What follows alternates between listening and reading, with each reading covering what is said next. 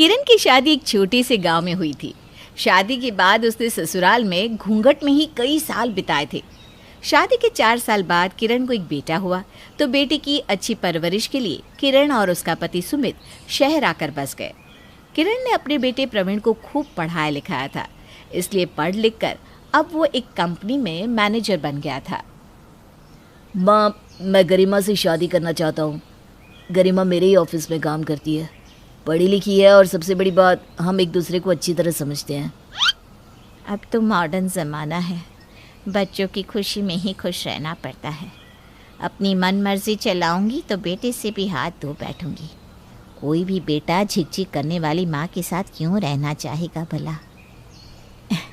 अरे बेटा, तुम दोनों राज़ी हो तो हमें क्या आपत्ति हो सकती है भला। ऐसा करते हैं, तेरी शादी की बात चलाते हैं, क्यों जी? हाँ, बिल्कुल ठीक कह रही हो भाग्यवान। बड़ों का तो यही फर्ज होता है, छोटों के सर पर अपना आशीर्वाद बनाए रखना, और क्या। कुछ ही दिनों में गरिमा और प्रवीण की धूमधाम से शादी हो जाती है। शादी के बाद गरिमा जींस, टॉप, स्कर्ट जैसे मॉडर्न ड्रेस पहनकर ऑफिस जाने लगती है। देख रहे हैं, एक हमारा ससुराल है जहां हम आज भी घूंघट निकाल कर चलते हैं, और एक ये आजकल के बच्चे हैं, शादी को 4 दिन हुए नहीं और बहू आधे आधे स्कर्ट पहनकर घूम रही है। हमारा ज़माना और था भाग्यवान। अब बेटे के साथ कंधे से कंधा मिलाकर चलने वाली बहू को घूंघट में तो नहीं रख सकते। और एक बात याद रखो, जैसा देश वैसा भेष। तुम्हारा ससुराल गांव में था, उसी के हिसाब से तुम्हें पर्दे और बंदिशों में रहना पड़ा। चलो, एक तरह से अच्छा ही है, आजकल कौन इन सब चक्करों में पड़ता है। सुमित और किरण बातें कर ही रहे थे कि तभी किरण की सास का फ़ोन आ जाता है। प्रणाम अम्मा, क्या हालचाल? हम तो बढ़िया है बहू, तो बता नई बहुरिया के क्या हालचाल है? भाई, हम तो सही से बहू से मिल भी नहीं पाए। शादी के अगले ही दिन छोटे के साथ गांव लौटा है। अरे अम्मा, आपका ही घर है, चाहे जब आ जाओ नई बहुरिया से सेवा कराने। चल, तो कह रही है तो ठीक है, अगले सप्ताह ही आ जाते हैं। अच्छा, एक बात तो बता, बहू को अपने खानदान के रीति रिवाज सब बताए तो है ना? हाँ अम्मा, गरिमा बड़ी संस्कारी सुघड़ लड़की है। तुम आ रही हो ना, खुद ही देख लेना। फ़ोन रखने के बाद किरण अपना सिर पकड़कर बैठ गई। अरे अब क्या हो गया, सर पकड़कर क्यों बैठी हो? आपकी माँ आ रही है अगले सप्ताह। तो इसमें सर पिटने जैसी कौन सी बात है? अपनी माँ की आदतें भूल गए हो शायद। घूंघट में मुंह छिपाने के बाद भी आपकी अम्मा को कभी हमसे और हमारे संस्कारों से संतोष ना हुआ। अब अम्मा यहाँ आकर गरिमा को पैंट और स्कर्ट पहनते देखेंगे तो बवाल ही मचा देंगे ना। अरे अम्मा हफ्ता 10 दिन को आएगी, तुम बहू को समझा देना कि अम्मा को खुश करने के लिए थोड़े दिन नाटक कर ले बस। ठीक कहती हैं आप, आज ही मैं गरिमा से बात करती हूँ। गरिमा के ऑफिस से आने के बाद, गरिमा बेटा, मेरी बात का गलत मतलब मत निकालना, लेकिन अब कुछ दिन के लिए इस घर के नियम कानून बदलने होंगे। मैं कुछ समझी नहीं मम्मी जी, आप क्या कहना चाह रही हैं? अरे बहू, गांव से मेरी सास आ रही है। ये जो तुम जींस टॉप पहनकर हमारे साथ बैठकर डाइनिंग टेबल पर हंस हंस कर खाना खाती हो ना बेटा, उनके सामने ये सब करने की सोचना भी नहीं। मतलब मैं खाना नहीं खा सकती? अरे बेटा, तुझे पता है, देख, मैंने ना कभी तुझ पर कोई रोक टोक नहीं लगाई। हमारे लिए तो तू बिल्कुल बेटी ही है, लेकिन गांव में बहुओं के लिए बड़े नियम कानून होते हैं। थोड़े दिन की बात है बेटा, अम्मा के सामने तुम्हें साड़ी पहननी होगी और घूंघट करके रखना। हाँ, और सुबह उठते ही नहाकर पहले पूजा करना, फिर खाना बनाना, बड़ों को खिलाकर बाद में खाना खाना। हाँ बेटा। मम्मी जी, मैं इतने नियम कायदे फॉलो करूँगी तो ऑफिस कैसे जा पाऊँगी? ये सब सुनकर मेरा तो अभी से सर चकरा रहा है। अरे बेटा, फिक्र मत कर, मैं हूँ ना। मेरी पूरी कोशिश रहेगी कि अम्मा जल्द से जल्द यहाँ से चली जाए, और बाकी काम में मदद कराने को मैं तो हूँ ही। और अगले सप्ताह सुबह 5 बजे की ट्रेन से डन टन अम्मा जी घर आ गई। अरे किरण बहू, सुबह के 5 बज रहे, तेरी बहू कहीं दिखाई नहीं दे रही। सूरज निकलने के बाद उठाती है क्या उसे? नहीं अम्मा, ऐसी कोई बात नहीं, नहाकर बस तैयार हो रही होगी। अम्मा को चाय देने के बाद किरण चुपके से बहू गरिमा के कमरे के पास जाकर दरवाज़ा खटखटाने लगती है। अरे गरिमा बहू, जल्दी उठो बेटा और नहा धोकर तैयार होकर नीचे आओ, तुम्हारी दादी सास आ गई है। अरे मम्मी जी, सर्दी के मौसम में सुबह 5 बजे उठाना पड़ेगा क्या? ठीक है, आती हूँ मैं। थोड़ी देर के बाद गरिमा अपनी साड़ी का पल्लू संभालती नीचे आ जाती है। मम्मी जी, चाय बन गई है क्या? बहुत ठंड लग रही है, हाथ पैर तो सुन पड़ गए हैं बिल्कुल। ये क्या संस्कार है गरिमा बहू? तुझे सास को चाय बना कर देनी चाहिए, उल्टा तू ही सास से चाय की फरमाइश कर रही है। न सास ससुर के पैर दबाए, न तुलसी को जल दिया, आते ही चाय की फरमाइश लगा दी। अरे ऐसे कौन सी बर्फ गिर रही है जो तू जमी जा रही है? गांव में 4 बजे उठकर ठंडे पानी से नहाकर तब रसोई में पाँव रखती है बहू। कोई बात नहीं अम्मा, बच्ची है ना, समझ जाएगी। गरिमा किसी तरह अपने पल्लू को सर पर टिकाती चाय का कप लेकर डाइनिंग टेबल पर बैठ जाती है। अरे मम्मी जी, आप नीचे क्यों बैठी हुई हैं? आपकी कमर में दर्द रहता है ना, आइए ऊपर बैठिए। कुछ नहीं बेटा, तुम ऐसा करो, अपने कमरे में जाकर चाय पी लो। मम्मी जी, बार बार सीढ़ियाँ चढ़ने की क्या ज़रूरत है? बस मैं चाय खत्म करके नाश्ता बनाने जा ही रही हूँ। गरिमा बहू, तेरी सास नीचे बैठी है और तू झट से कुर्सी खींच कर बैठ गई। ससुर के बगल में बैठकर मुंह खोल खोल कर बहुएं चाय नहीं पीती। भैया, हमारी तो उम्र निकल गई, लेकिन ऐसी बेलक्षणी बहू हमने ना देखी। बताओ, ससुर की भी कोई लाज शर्म ना है? अरे अम्मा, काहे को बात को बढ़ा रही हो? अगर हमारे साथ चाय पी भी ली तो क्या हो गया? अच्छा, 4 दिन शहर में क्या रह लिया, तू तो ज्यादा ही अंग्रेज हो गया है। देख रही हूँ, तू और तेरी लुगाई दोनों ही अपनी मनमानी करने लगे हो। तेरे सर चढ़ाने का ही परिणाम है कि आज ये किरण मेरे सामने मुंह खोलकर चाय सुड़क रही है। उम्र बीत गई, लेकिन अम्मा आप खुश ना हुई मुझसे कभी। अरे बहू से सास बन गई मैं, लेकिन आपका बस चले तो मुझे आज भी घूंघट की गुड़िया बना कर रख लो। अब क्या बुढ़ापे में गूंगी बनकर कोने में खड़ी रहूं बस? देख बहू, मेरा मुंह मत खुलवा। तेरा किरण पुराण मैं ना खोलूं, वही तरह ले सही है। अगले दिन रसोई में, मम्मी जी, मुझे आज ऑफिस के लिए लेट हो रहा है, मैं ये साड़ी पहनकर पूरा दिन ऑफिस में नहीं रह सकती। तूने देखा नहीं है बहू, अम्मा मुझे ही प्रवचन सुनाए बिना नहीं छोड़ रही, तुझे वो क्या बख्शेंगी। बेटा कुछ दिन ऐसे ही चला लेना। गरिमा जल्दी जल्दी रसोई में खाना बनाने लगती है। तभी वो अपने ससुर सुमित को आवाज़ लगाती है। पापा जी, आइए ना, नाश्ता कर लीजिए और लाइए अपना चश्मा मुझे दे दीजिए, मैं नया चश्मा बनने के लिए दे दूंगी। बिना चश्मे के आपका काम कहाँ चलने वाला है? अरे किरण बहू, तू तो बहू के संस्कारों की बड़ी बीन बजा रही थी। यही संस्कार है तेरे बहू के। ससुर के आगे गज भर का घूंघट किया जाता है, और एक ये गरिमा है जो गला फाड़ फाड़ कर ससुर से बतिया रही है। संस्कार देखने हो तो अपनी इस हाई फाई बहू को कभी गांव लेकर आ जाइयो। हमारे घर की बहुओं का मुंह तो क्या कोई पायल भी ना देख सके है। अरे ससुर जेठ तो बहुओं की आवाज भी ना सुनने पाते हैं। अपने पति से ही पूछ ले, इसने कभी छोटी बहू की आवाज सुनी है? अम्मा, गांव की बात और होती है, यह शहर की लड़की है, हमारे कहने से साड़ी पहन रही है, आपका लिहाज करके घूंघट भी ओढ़ रही है। अम्मा, तुम्हें बस यही दिखाई दिया कि गरिमा मुझसे बात कर रही है, ये नहीं सोचा तुमने कि एक बहू होकर भी इसे हमारी हर ज़रूरत का कितना ख्याल है। इसे याद था कि कल मेरा चश्मा गिरकर टूट गया था। अरे मुझे तो गर्व है अपनी बहू पर, ये जैसी भी है बहुत अच्छी है अम्मा। ऐसा है बेटा, मेरी तो तू कल की ही टिकट करवा दे। अपनी खुली आंखों से तो मैं यह अधर्म होते ना देख सकूं। तेरी बहू को ना सास का लिहाज ना ससुर का, पटर पटर बोलती है, बड़ों के आगे मोबाइल चलाती है। अरे पल्लू तो 2 मिनट नहीं टिकता इसके सर पर। तेरी बहू तो तेरी बीवी से भी 4 कदम आगे निकलेगी, देख लेना तू। अब बस भी करो अम्मा, 30 साल हो गए, अब तो ये ताने मारना बंद कर दो। दुनिया बदल रही है, हमारी बहू बेटे के ऑफिस में काम करती है, जब बेटे पर हम कोई बंदिश नहीं लगाते तो बहू को बंधन या दबाव में क्यों रखे? अम्मा सुमित की बात का और भी बुरा मान जाती हैं और अगले ही दिन ट्रेन पकड़कर गांव चली जाती है। लेकिन सुमित खुश था कि 30 साल बाद ही सही उसने गलत बात का विरोध तो किया। अरे माँ जी, जल्दी चलिए, देखिए आपके घर के बाहर एम्बुलेंस आई है। गायत्री भागती हुई दरवाजे पर आती है। तभी उसकी बहू चांदनी को एम्बुलेंस से बाहर लाया जाता है।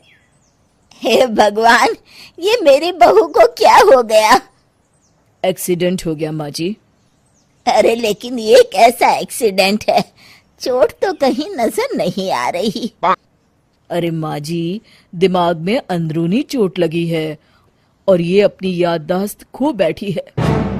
हैं? मेरी बहू याददाश्त खो बैठी है, अब क्या होगा? आप फिक्र मत करिए, बस इनका अच्छे तरीके से ख्याल रखिए।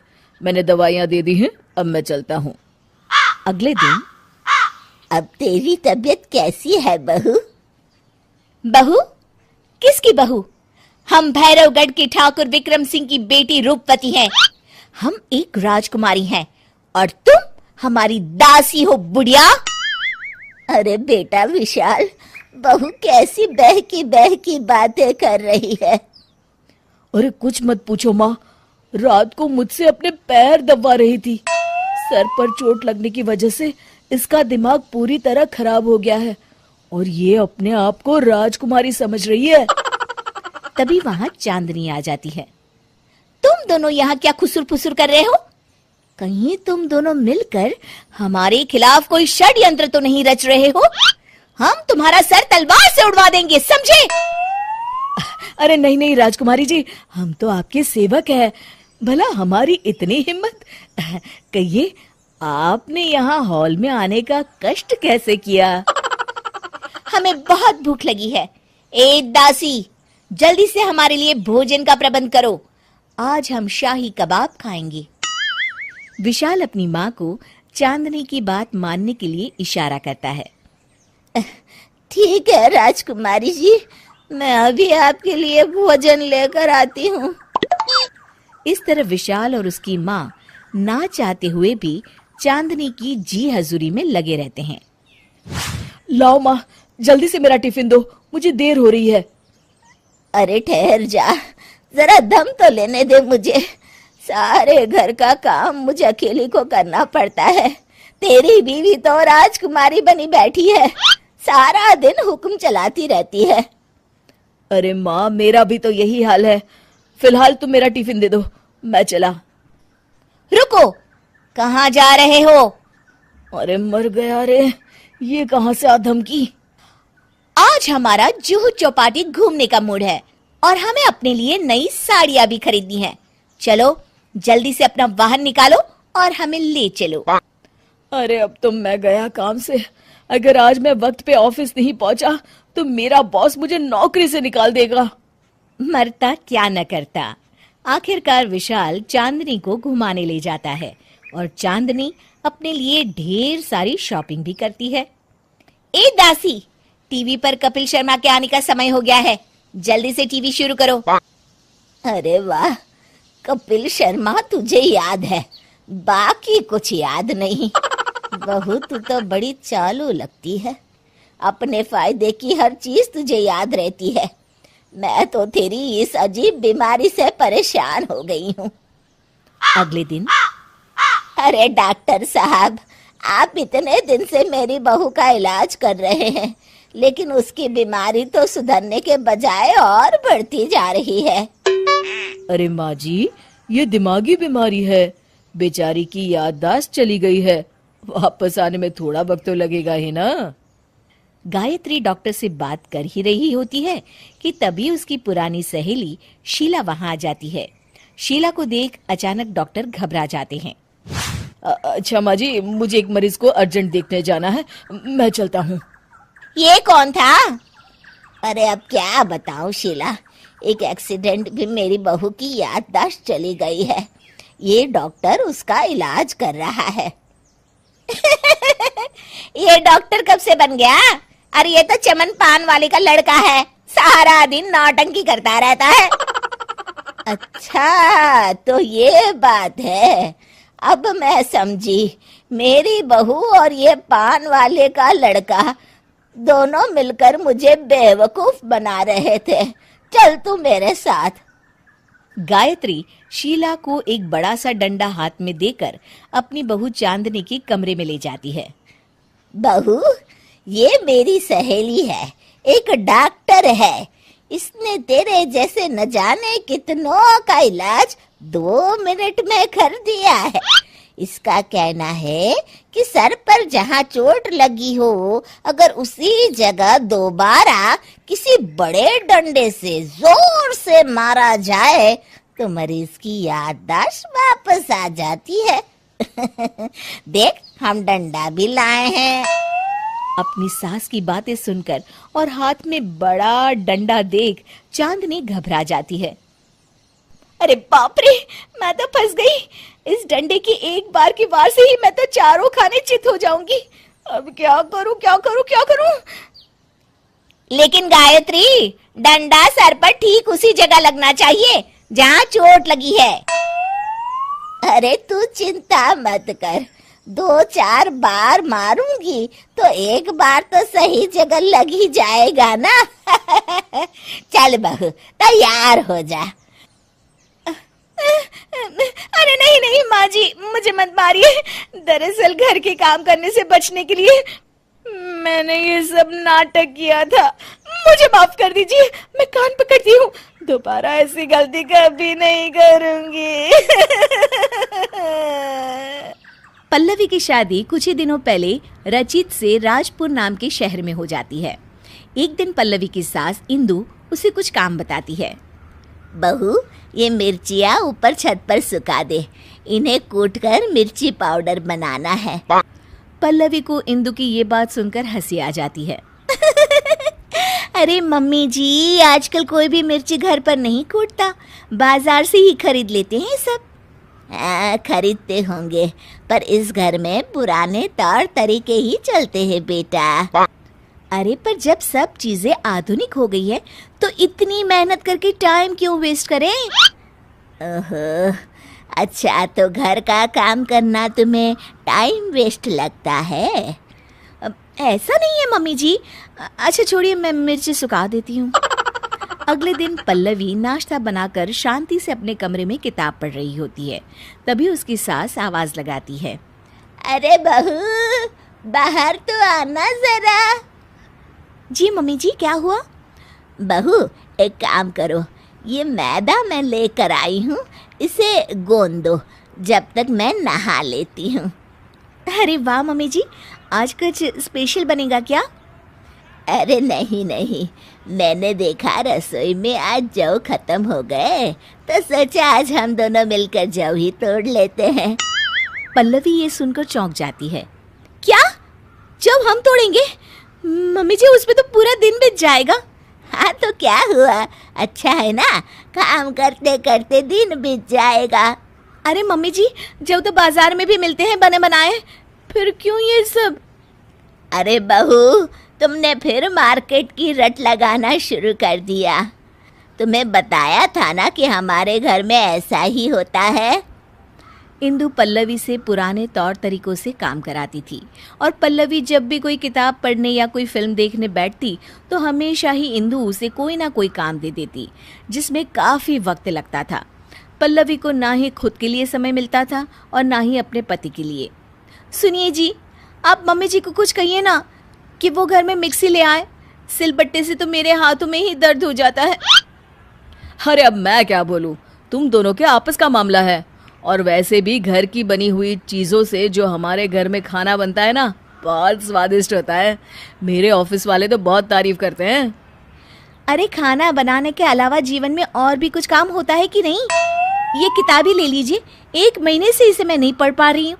मम्मी जी के इस तरह के काम से इतनी थकान हो जाती है ना कि कुछ करने का मन ही नहीं होता और ना कहीं घूमने जाने का। ओफो पल्लवी, मैं तुम्हारी इसमें कोई मदद नहीं कर सकता, प्लीज़ मेरा सर मत खाओ। ठीक है, तो फिर ये समस्या अब मैं अपने तरीके से ही सुलझाऊंगी। अगले दिन इंदु अपने कमरे से रसोई में आती है तो देखती है कि वहाँ गैस ही नहीं है और एक चूल्हा रखा हुआ है।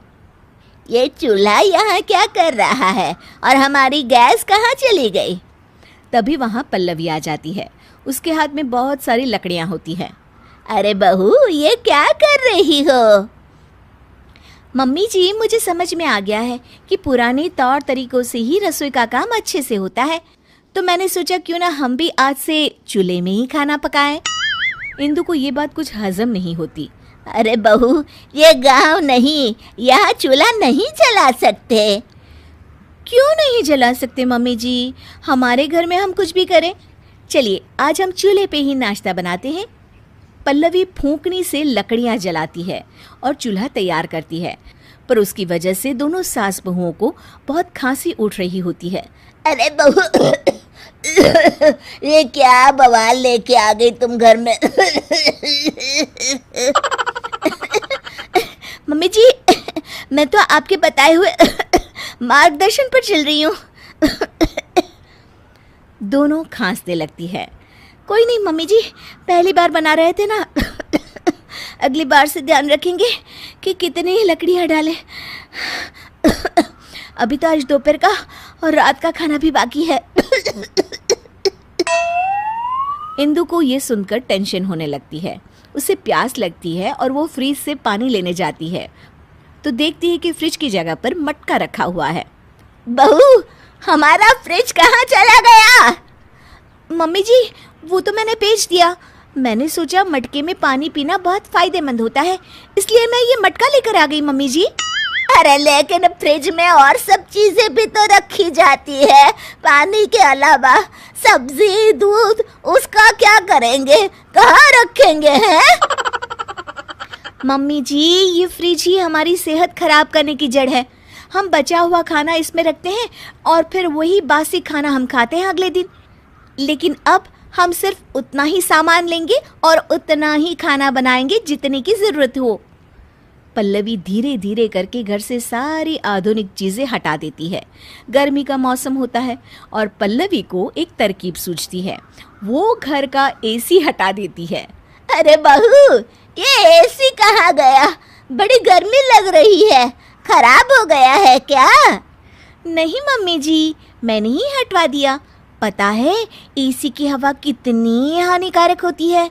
उसकी बजाय ये लाई हूँ मैं आपके लिए। ये लीजिए पंखा और हवा कीजिए। इंदु को अब गुस्सा आ जाता है। अरे अब बस भी कर बहू, घर का सारा सामान ही बेच दिया क्या तूने? अरे हम शहर में रहते हैं, गांव में नहीं। जमाना कितना आगे बढ़ गया है, ये सब चीजें हमारी सहूलियत के लिए है, इतना भी नहीं जानती? कितना वक्त बचाती है ये सब आधुनिक चीजें हमारा। हाँ तो माँ जी, बाजार में बनी रेडीमेड चीजें भी तो हमारा कितना समय बचाती हैं। इतना काम करने से बच जाते हैं हम, तभी तो जीवन में और कुछ भी करने का वक्त मिलता है ना माँ जी। सास को अपनी गलती का एहसास होता है। तू सही कह रही है बहू, मैंने ही अपनी जिंदगी को इतना कठिन बनाया हुआ था इतने सालों से, पर अब नहीं। अब हम घर का काम आधुनिक तरीकों से ही करेंगे और खाली समय में अपने शौक पूरे करेंगे। ये हुई ना बात मम्मी जी। दोनों गले मिल जाते हैं। मम्मी जी, चाय ले लीजिए। अरे कलमुही, तेरे हाथों से तो चाय पीते हुए भी डर लगता है, कहीं इससे तेरा रंग मुझ पर ना चढ़ जाए। अगर इन्हें इतनी ही शर्म होती तो मेरे इतने हैंडसम भाई को इस तरह फंसाती नहीं। बानी और शिवम की लव मैरिज हुई है। बानी के ससुराल में उसकी ननद और सास हैं, जिन्हें अपने गोरे रंग पर बहुत गुरूर होता है, जिस वजह से वो बानी को सिर्फ उसके सांवले रंग की वजह से नापसंद करती है और हमेशा उसे ताने सुनाती रहती हैं। बानी उनकी सभी जली कटी बातें सुनकर चुपचाप वहां से चली जाती है। तुम माँ और छोटी को कुछ बोलती क्यों नहीं? मम्मी जी बड़ी हैं, हर छुटकी ना समझ, इस तरह उन्हें उल्टा जवाब देना सही नहीं। मेरी जिम्मेदारी उनकी सेवा करना है, जो मैं पूरे दिल से हमेशा करती रहूंगी। ऐसा बोलकर बानी रसोई में जाकर रात के खाने की तैयारी करने लगती है। रात को खाना खाते हुए बानी की सास उसे कहती है, कल मैंने अपनी फ्रेंड्स के साथ किटी पार्टी रखी है। समय से सारा खाना बना देना और अपना मनहूस चेहरा लेकर ज्यादा उनके सामने मत आना, समझी? माँ, बानी आप दोनों की कितनी परवाह करती है, फिर भी आप उससे इतना बुरा व्यवहार क्यों करती हैं? अरे एक तो लव मैरिज करके इस कलमुही को हमारे सर पर लाकर बिठा दिया और अब हम इसे कुछ बोल भी नहीं सकते क्या? भैया तो इनकी तरफदारी करेंगे ही, आखिर इन्होंने पूरी तरह उन्हें अपने वश में जो किया है। जिसे जो करना है करे, बस कल मेरा सारा काम समय पर हो जाना चाहिए। इस पर सब खाना खाकर सोने चले जाते हैं और अगले दिन बानी जल्दी उठकर सास की किटी पार्टी के लिए तैयारियां शुरू कर देती है। जिस पर पार्टी शुरू होने के बाद सास की सहेलियां कहती हैं, अरे वाह री, तेरी बहू ने तो बड़े स्वादिष्ट समोसे बनाए हैं। हाँ भाई, रंग कैसा भी हो, खाना बनाने में बिल्कुल अन्नपूर्णा है। अरे इसकी भी क्या बात करनी, मेरी बेटी से मिलो, इसकी सुंदरता के आगे तो उर्वशी रंभा भी फेल है। उर्वशी रंभा को तो फेल कर देगी, पर क्या अन्नपूर्णा बन पाएगी? अरे इसे काम करने की क्या जरूरत, उसके लिए बानी है तो, और मैं तो इसकी शादी भी किसी नौकर चाकर वाले घर में ही करूंगी। बानी वापस रसोई में चली जाती है और किटी पार्टी चलती रहती है। उसी रात को बानी की सास गुस्से में चिल्लाते हुए अपने कमरे से बाहर निकल कर आती है। हाय रे, चोरी हो गई, मेरे पैसे, पक्का इस कलमुही की वजह से हुआ है ये सब। अरे क्या हुआ माँ, कौन सा आसमान टूट गया? अरे आसमान तो उसी दिन टूट गया था जब तू इस कलमुही से शादी करके इसे घर में ले आया था। खुद तो आई ही, अपने साथ साथ मनहूसियत का काला साया भी मेरे घर ले आई। अरे हुआ क्या माँ? अरे मेरी तिजोरी में रखे पैसे कहीं गायब हो गए, सुबह ही देखा, अरे यहीं रखे थे। क्या आप मुझ पर चोरी का इल्जाम लगा रही हैं? अरे काली बिल्ली पर भी क्या कोई मनहूसियत का इल्जाम लगाता है? ऐसा बोलकर बानी की सास वहां से चली जाती है, जिसके बाद शिवम और बानी बात करने लगते हैं। देखो, मम्मी की बात का बुरा मत मानना, वो बस परेशान है ना, इसलिए कुछ भी बोल गई। वो परेशान नहीं, मुझसे नफरत की वजह से ऐसा बोलकर गई हैं। उन्हें मैं हमेशा एक आंख नहीं सुहाती। देखो बानी, अगर तुम चाहो तो हम दूसरा घर लेकर वहां शिफ्ट कर सकते हैं। आखिर तुमसे प्यार करके तुम्हें अपनी जिम्मेदारी पर इस घर में लेकर आया हूं, इस तरह टॉर्चर नहीं होने दे सकता। अगर आप साथ हैं तो मुझे किसी चीज की टेंशन नहीं, और आखिर वो हमारी बुजुर्ग हैं, हम उन्हें और छुटकी को इस तरह अकेले छोड़कर कैसे जा सकते हैं। इसके बाद बानी भी अपने कमरे में चली जाती है और अब हर रोज उसकी सास की तिजोरी से पैसे गायब होने लगते हैं। इसी तरह कुछ समय बीत जाता है और वो हर बार हर चीज का इल्जाम बानी पर लगाती है, पर बानी कभी कुछ भी नहीं बोलती। कलमुही, नास पीटी, बहू को घर की लक्ष्मी बोलते हैं, ये तो पनौती बनकर आई है, पनौती। एक रात बानी की सास को आधी रात में प्यास लगती है तो वो पानी पीने रसोई की तरफ जाती है। तभी उसे अपनी बेटी के कमरे में कुछ आवाज सुनाई देती है। हाँ, मैंने मम्मी की तिजोरी से हर रोज थोड़े थोड़े पैसे निकाल कर हम दोनों के लायक खूब पैसे इकट्ठे कर लिए हैं, और मम्मी आज तक उस सब के लिए भाभी को ही जिम्मेदार समझती है। तुम बस जल्दी से आकर मुझे यहाँ से ले जाओ और हम कहीं दूर जाकर शादी कर लेंगे। मम्मी को कुछ पता नहीं चलेगा, सब मुसीबत खत्म। अपनी बेटी की ये सारी बातें सुनकर बानी की सास भौचक्की रह जाती है और अपने कमरे में वापस चली जाती है। जब अगली सुबह बानी सास के कमरे में आती है, मम्मी जी क्या बात है, आज आप कमरे से बाहर ही नहीं आई, आपकी तबीयत तो ठीक है ना? क्या छुटकी कमरे से बाहर आई या तुम उसके कमरे में गई? नहीं, क्यों, जाना है क्या? मैं अभी चली जाती हूँ। नहीं, कोई कहीं नहीं जाएगा। इस पर वो बानी को साथ लेकर कमरे से बाहर आती है, जहाँ शिवम भी होता है। वहां उसकी सास बोलती है, छुटकी मेरी तिजोरी के सारे पैसे लेकर अपनी माँ के बारे में कोई ख्याल करे बिना किसी लड़के के साथ घर छोड़कर चली गई। और बहू, तुमने मुझ जैसी सास की सेवा करने के लिए अपने ही पति के साथ दूसरे घर जाने से मना कर दिया। मैंने हमेशा तुम्हारा रंग देखा अच्छा ही नहीं, जो मेरी सबसे बड़ी गलती है। मुझे माफ कर दे बेटा। और इसके बाद बानी की सास कभी अपनी बहू की तारीफ करते थकी नहीं। राजेश अपनी भाभी नीलम का लाडला था। नीलम भी राजेश को अपने बेटी की तरह प्यार करती थी। राजेश, लखनऊ वाले मामा जी ने तुम्हारे लिए एक बहुत अच्छा रिश्ता बताया है। लड़की बहुत अच्छी है, अब तुम शादी कर लो।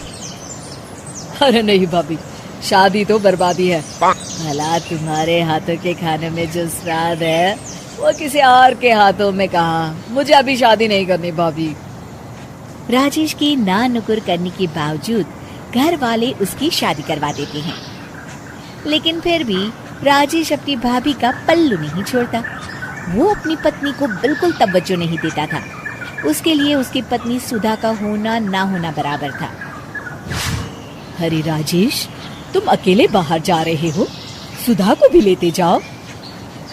अरे क्या भाभी, हफ्ते में एक दिन तो छुट्टी मिलती है और आप वो भी खराब करना चाहती हैं। सुधा बाहर जाके क्या करेगी, वो घर में ही ठीक है। वैसे मुझे देर हो रही है भाभी, चलता हूँ मैं। राजेश की इस बेरुखी से सुधा हमेशा उदास रहती थी। फिर एक दिन नीलम इस विषय को लेकर अपने पति से चर्चा करती है। सुनिए जी, राजेश को कब अकल आएगी? वो तो सुधा की बिल्कुल कदर ही नहीं करता। अब आप ही बताइए, ऐसे कैसे चलेगा? तुम ठीक कहती हो, राजेश को सही रास्ते पर लाना ही पड़ेगा। चलो, मैं तुम्हें एक उपाय बताता हूँ। फिर 2 दिन के बाद नीलम बाजार से खरीदारी करके घर लौटती है। ये लीजिए माँ जी, मैं आपके लिए नई साड़ी लेकर आई हूँ। बबलू, ये तुम्हारे लिए। नीलम सबके लिए कुछ न कुछ लेकर आती है। भाभी, आप मेरे लिए कुछ नहीं लेकर आई क्या? अरे राजेश, तुम क्या समझते हो, मैंने कोई बैंक खोल रखा है या फिर घर के आंगन में पैसों का पेड़ लगा रखा है? तुम हर बात के लिए मुझसे उम्मीद क्यों रखते हो? अब बड़े हो गए हो, अच्छा कमाते हो। क्या भाभी, मैं तो बस। अरे बस भी करो, तुम्हारी ये बच्चे जैसी ना समझ बातें सुनने के लिए मेरे पास बिल्कुल वक्त नहीं है।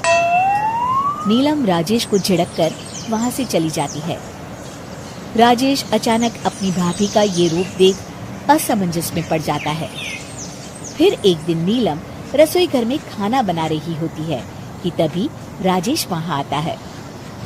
भाभी, आज मैंने अपने बॉस से वादा किया है कि उनके लिए आपके हाथों का बना गाजर का हलवा लेकर आऊंगा। आपके हाथ से बने गाजर के हलवे में तो जादू है, जादू। मेरे बॉस तारीफ करते नहीं थकते। प्लीज अब जल्दी से बना दीजिए ना भाभी। नीलम राजेश के ऊपर भड़क जाती है। तुम्हारा दिमाग खराब है क्या? आखिर तुम मुझे समझते क्या हो? इस घर की नौकरानी? जब देखो तब फरमाइश करते रहते हो, भाभी ये बना दो, भाभी वो बना दो। अरे तुम्हारी पत्नी सुधा भी तो इस घर में रहती है, तुम उससे कुछ क्यों नहीं कहते? भाभी, आप इस तरह की बातें क्यों कर रही हैं? अरे बस भी करो राजेश, मेरा दिमाग और मत खराब करो, जाओ यहाँ से। अपनी भाभी का इस तरह बेरुखी भरा बर्ताव देख राजेश को बड़ा बुरा लगता है और वो उदास होकर अपने कमरे में बैठ जाता है। तभी उसकी पत्नी सुधा वहाँ आती है। क्या हुआ जी, आप इस तरह उदास क्यों बैठे हैं? राजेश अपनी पत्नी को सारी बात बताता है। राजेश की बात सुनकर सुधा मुस्कुरा के कहती है, बस इतनी सी बात। चलिए जी, मैं आपके बॉस के लिए गाजर का हलवा बना देती हूँ। अरे छोड़ो, तुमसे नहीं हो पाएगा, रहने दो। आप तो बस देखते जाइए जी, अभी आती हूँ मैं। थोड़ी देर के बाद सुधा हलवा बना के राजेश को देती है। फिर राजेश अपने ऑफिस चला जाता है। शाम को जब राजेश घर आता है तो खुशी के मारे अपनी पत्नी सुधा को गले लगा लेता है। अरे वाह सुधा, तुमने तो कमाल कर दिया। सच में क्या स्वादिष्ट हलवा था। मेरे बॉस बहुत तारीफ कर रहे थे और इस हफ्ते घर आ रहे हैं तुम्हारे हाथों का खाना खाने। और इतना ही नहीं, उन्होंने मेरा प्रमोशन भी कर दिया है। सच? हाँ, मुझे माफ कर दो सुधा, आज तक मैं तुमसे गैरों की तरफ पेश आता रहा। अरे ये कैसी बातें कर रहे हैं जी, मैं तो आपकी पत्नी हूँ।